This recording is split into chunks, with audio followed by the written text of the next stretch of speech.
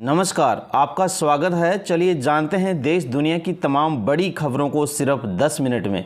लेकिन इससे पहले आप कहां से न्यूज़ देख रहे हैं हमें कमेंट में बताना ना भूलें, और इस वीडियो को लाइक नहीं किया है तो लाइक करके चैनल को सब्सक्राइब करें।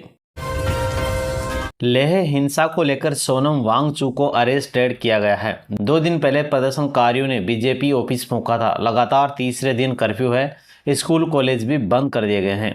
लद्दाख के सोशल एक्टिविस्ट सोनम वांगचुक को शुक्रवार को अरेस्ट कर लिया। सरकार ने वांगचुक पर लेह में 2 दिन फैले हुई हिंसा का जिम्मेदार माना था। हालांकि अभी तक ये पता नहीं चल पाया कि उसकी गिरफ्तारी किस मामले में हुई है। वांगचुक की अरेस्टिंग के बाद लेह में इंटरनेट बंद कर दिया गया है।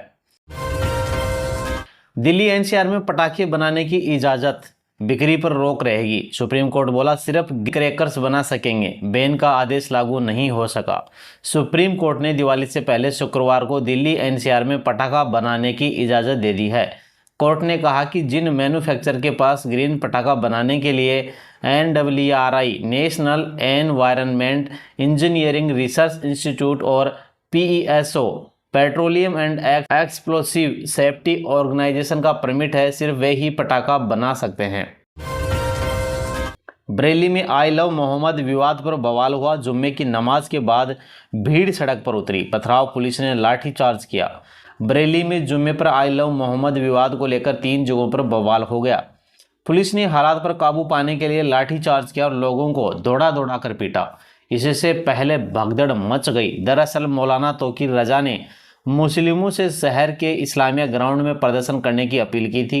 जुमे की नमाज के बाद भीड़ सड़क पर उतर आई और जबरन ग्राउंड में जाने की जिद पर अड़ गई।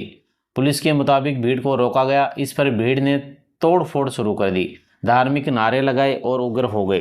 पथराव शुरू कर दिया गया, छतों से भी पथराव फेंके गए। पुलिस ने हालात पर काबू पाने के लिए लाठीचार्ज किया।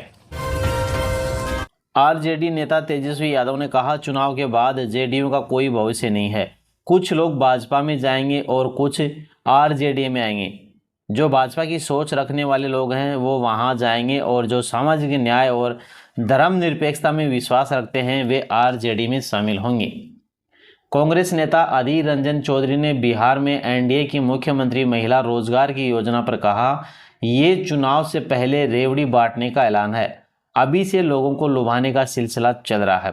नीतीश कुमार रेवड़ी बांटकर लोगों के वोट खरीदना चाहते हैं। डरे और घबराए हुए नीतीश कुमार आम लोगों को लुभाने के लिए सब कर रहे हैं।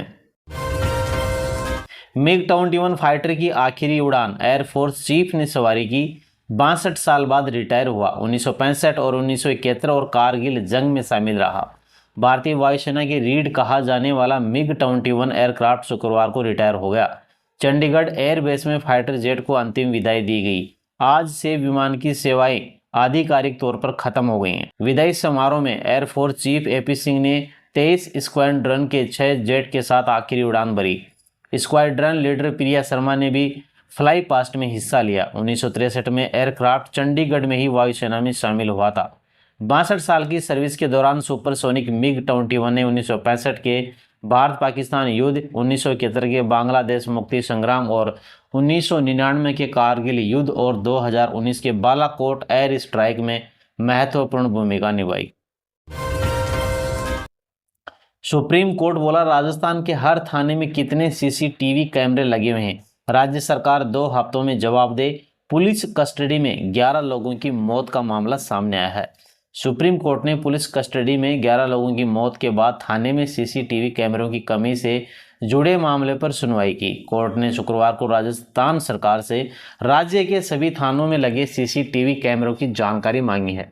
जस्टिस विक्रम नाथ और संदीप मेहता की बेंच ने निर्देश दिया कि सरकार बताए कि हर थाने में कितने CCTV कैमरे लगाए गए और वे थाने में किस जगह पर लगे हुए हैं। सुप्रीम कोर्ट ने राजस्थान सरकार को 2 हफ्तों के अंदर 12 सवालों के जवाब देने का आदेश दिया है। मामले की अगली सुनवाई 14 अक्टूबर को होगी।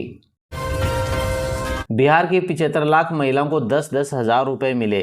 PM ने मुख्यमंत्री महिला रोजगार योजना की शुरुआत की। राज्य की 22% महिला वोटर्स को फायदा हुआ। प्रधानमंत्री नरेंद्र मोदी ने बिहार में वर्चुअली मुख्यमंत्री महिला रोजगार योजना की शुरुआत की है। शुक्रवार को 75 लाख महिलाओं के खातों में प्रधानमंत्री ने ऑनलाइन 10-10 हज़ार रुपये की राशि ट्रांसफ़र की। जीविका दीदियों को संबोधित करते हुए पीएम ने कहा, अगर देश ने जन धन योजना के तहत 30 करोड़ से ज़्यादा माताओं और बहनों के खाते नए खुलवाए होते तो क्या आज इतने पैसे हम सीधे आपके खाते में भेज पाते। पंचांग में 2 दिन 20 और 21 अक्टूबर को दिवाली होगी। उज्जैन के विद्वान बोले, पूजा 20 को करना उचित होगा। अगले दिन दोपहर 3:35 तक अमावस्या रहेगी। पिछले साल की तरह इस बार भी दिवाली को लेकर असमंजस की स्थिति बन गई है। तिथियों के अंतर से कुछ पंचांगों में दिवाली 20 अक्टूबर की तो कुछ में 21 अक्टूबर की बताई गई है। उज्जैन के विद्वानों का मानना है कि प्रदोष काल की अमावस्या 20 अक्टूबर की रात तक ही रहेगी, इसलिए दिवाली 20 अक्टूबर को ही मनाना शास्त्र सम्मत है। ज्योतिषाचार्यों के अनुसार इस बार अमावस्या तिथि 20 अक्टूबर को दोपहर 3:45 से शुरू होकर 21 अक्टूबर को दोपहर 3:35 तक रहेगी। सूर्यास्त के बाद कम से कम 24 मिनट तक अमावस्या बनी रहेगी। सभी प्रदोष काल में पर्व मान्य होता है। 21 अक्टूबर को प्रदोष नहीं होगा, जबकि 20 अक्टूबर को प्रदोष काल रहेगा। यही कारण कि दिवाली का पर्व 20 अक्टूबर को मनाना ही उचित माना जा रहा है। पटना में अमित शाह की बीजेपी की नेताओं के साथ बैठक हुई। उम्मीदवारों के चयन को लेकर हो रही चर्चा। बेतिया में 350 नेताओं के साथ मीटिंग हुई। केंद्रीय गृह मंत्री अमित शाह पटना पहुंच गए हैं। वे भाजपा दफ्तर में पार्टी नेताओं और पदाधिकारियों के साथ बैठक कर रहे हैं। बैठक में बिहार चुनाव प्रभारी धर्मेंद्र प्रधान, प्रदेश अध्यक्ष दिलीप जायसवाल सहित कई नेता मौजूद रहे। जानकारी के मुताबिक इस बैठक में संगठन की मजबूती, प्रत्याशियों का चयन और चुनावी रणनीति पर विस्तृत चर्चा चल रही है। इसके बाद भाजपा मुख्यालय के इंटरनेट मीडिया सेल को संबोधित करेंगे। पटना में ही उनका नाइट स्टे रहेगा। कांग्रेस नेता प्रियंका गांधी वाड्रा ने एक जनसभा को संबोधित करते हुए कहा, भाजपा हमसे पूछती है कि कांग्रेस ने 70 सालों में क्या किया। मैं जवाब देती हूं कि कांग्रेस ने आपके अधिकारों को मजबूत किया है, आपका वोट मजबूत किया। कांग्रेस ने बड़े उद्योग और शिक्षण संस्थान बनवाए। जब बिहार में कांग्रेस सत्ता में थी तब बड़े संस्थान बने, कई बड़े बांध और सड़कें बनी। यह एक शिक्षित समाज था। यहाँ से लोग IAS और IPS IFS बने हैं। समाजवादी पार्टी प्रमुख अखिलेश यादव ने कहा, लगातार जिस तरीके से हमारी अर्थव्यवस्था पर चोट पहुंच रही है और लगातार टैरिफ के माध्यम से हमारा व्यापार संकट में जा रहा है, जितने संकट और परेशानियां पैदा हो रही हैं उतनी भाजपा की विदेश नीति असफल दिखाई दे रही है। अगर 50% और 100% टैरिफ होगा तो हमारे उद्योग जगत का क्या होगा। अभी हाल ही में उत्तर प्रदेश में ट्रेड फेयर हुआ। निवेश के लिए प्रयास किया गया है कि उत्तर प्रदेश में निवेश किया जाए। यह प्रयास पहले दिन से शुरू होने चाहिए थे। 9 साल तक ये सरकार कहां सो रही थी। दिल्ली की मुख्यमंत्री रेखा गुप्ता ने कहा, सरकार लगातार दिल्ली को नई नई सौगातें दे रही है। कूड़े का निष्पादन करना सिर्फ बातों का काम नहीं है, इसके लिए एक मजबूत योजना और उसके क्रियान्वयन की जरूरत है। आज यहाँ बायोगैस प्लांट लगा है जिसमें गीले कचरे का निपटान होगा। इस बायोगैस प्लांट के जरिए रोजाना 100 टन कचरे का निपटान होगा, जिसे CNG में बदलकर गाड़ियों में इस्तेमाल किया जाएगा।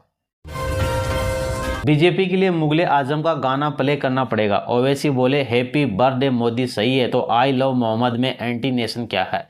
AIMIM प्रमुख असदुद्दीन ओवैसी अपनी सीमांचल न्याय यात्रा के आज तीसरे दिन पूर्णिया पहुंचे। उन्होंने यहां आई लव मोहम्मद विवाद पर एक बार फिर प्रतिक्रिया दी। कहा, इसमें कौन सी एंटी नेशन बात है। पूर्णिया के बेलगच्छी में सभा को संबोधित करते हुए उन्होंने बीजेपी पर तंज कसा। कहा, बीजेपी के लिए मुगले आजम का गाना प्ले करना पड़ेगा। हैप्पी बर्थडे मोदी सही है तो आई लव मोदी में एंटी नेशन क्या है।